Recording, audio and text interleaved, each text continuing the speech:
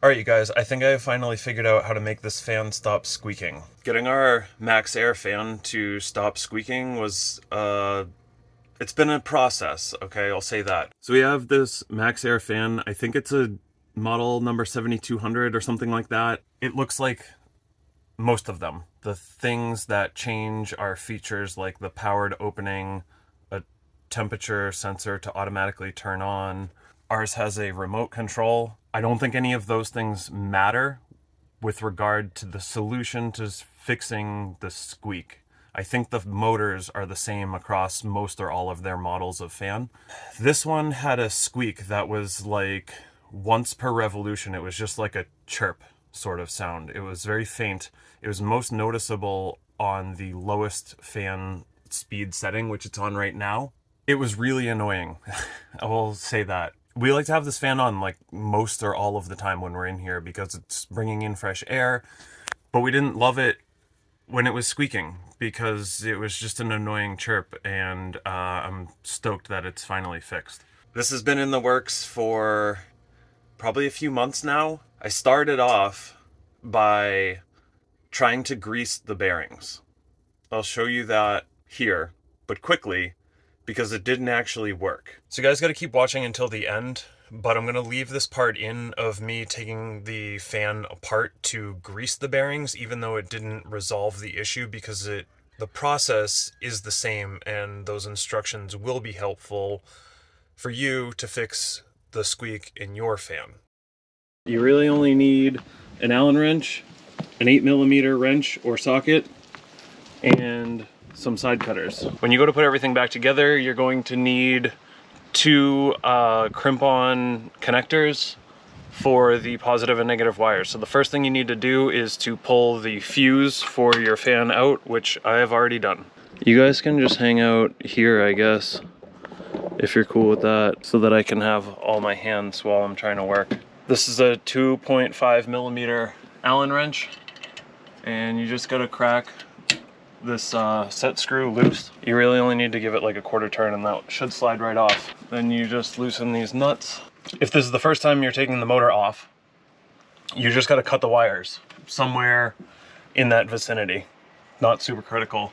Just to free your motor up. You can do this without cutting the wires, but you'll be working with your hands up over your head the entire time and your arms will get exhausted. Ask me how I know.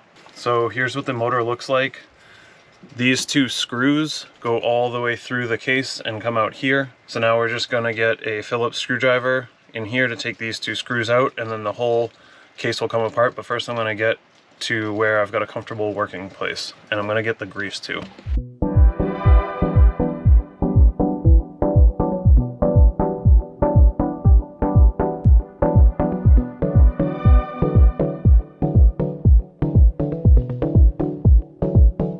This is the hard part, is it gets stuck to the magnet, but you just pull and it will come out. So this one's fairly clean inside because when I had it apart, I cleaned everything. I would recommend you do the same if it's dirty. It just, you'll notice a lot of dust build up on the coil and everything, and any sort of electrical parts cleaner should be fine to spray on there. And if you've got a very fine sandpaper, like 400 grit or finer, you can very lightly and evenly sand this. I like to just hold a small piece of sandpaper right here, and like if I can get all 4 fingers on there like this, just kind of wrap it around and spin it like this a few times back and forth just to clean up the surface. This one looks pretty good. It's got a little bit of graphite in there, but I'm not worried about that. Here's what the bottom plate looks like. So these brushes need to be held back like this and like this when you go to reassemble everything. Make sure that you don't lose this spring because this can fall out. But there is a little nub right here that you can hook this copper lead around, and it should hold it back for you like that. This trick makes assembly much easier. This bearing will pull out just like that. It's a little stuck. I'm just trying to wiggle it side to side.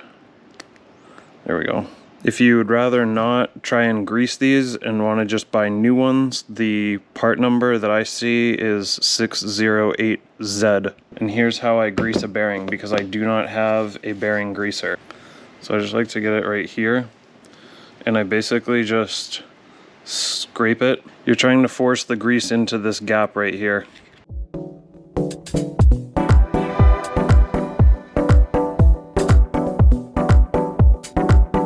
Make sure you have paper towels handy because this does make a mess. Alright, so that's pretty clean on the outside. And hopefully we got a little grease on the inside from sticking in the future. Just don't stretch it any larger than you absolutely have to get it onto the shaft. Or off. I think I might have screwed that up when I was taking it off. That fits much better now. If you lose this or you can't get it to sit on there correctly, the fan blade should just be flush with the end when you set the set screw, and it should be fine. So now, to reassemble this, we carefully put that back in the hole, and it's going to stick to the magnet like this so it doesn't fall out. And there's a notch in the case that aligns with this seal or grommet for the wiring. We need to make sure that the shaft fits into this bearing, these don't fall out, and everything slides together nice and nice all at the same time. So this is sort of a dance sometimes. I didn't show you that you need to unhook the copper leads from the little plastic nubs after you've got the fan motor rotor seated into the bearing, because if the brushes don't make contact with the rotor, your fan motor is not going to work. Ask me how I know. Okay, this grommet is seated all the way in there. And that feels pretty good. Now we gotta get this cap over the snap ring, and there's a notch in the cap edge there, which I believe aligns with the tab right here in the case. That just ensures that the bolt holes here are aligned with the bolt holes here. So now these should thread in there. I'm just snugging these up, but they don't need to be insanely tight. Verify that the shaft spins correctly. I'm gonna go plug this in and test it. Put the motor there, black to black, white to white. Let me pop the fuse in.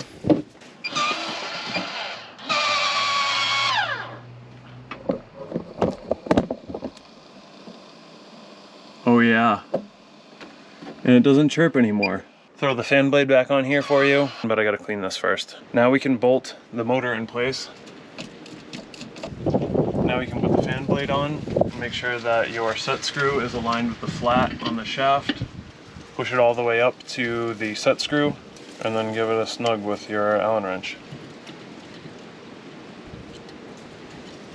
And now we can put our screen back on. Rotate our little lock tabbies. Make sure that it still works, which it does. And now you're done. And you got a fan that doesn't squeak. Greasing the bearings worked for a time, but the squeak ultimately came back after probably a few weeks. So here's the actual solution. What I ended up doing was I took this motor apart several times, but one more time, and you should be able to fix your fan squeak by only taking the motor apart once if you follow these instructions. These fans use a standard skateboard wheel bearing. There's two of them actually on the fan rotor. And I think we got a faulty bearing or two bearings from the factory. So I threw two new skateboard wheel bearings in there. This has had new bearings in it for a few weeks now, and it's still dead quiet. You can hear air moving through the fan, and that's it. So I'm pretty confident in saying that this is fixed. But if you keep watching our videos because you've subscribed, maybe in the future you'll see that the squeak is back and I will have to come up with another solution. I don't know. But if you like this video, then like this video. And if you haven't subscribed already, then subscribe. And you can see what we get up to after this. It's probably, hopefully, not going to be any more fan fixes.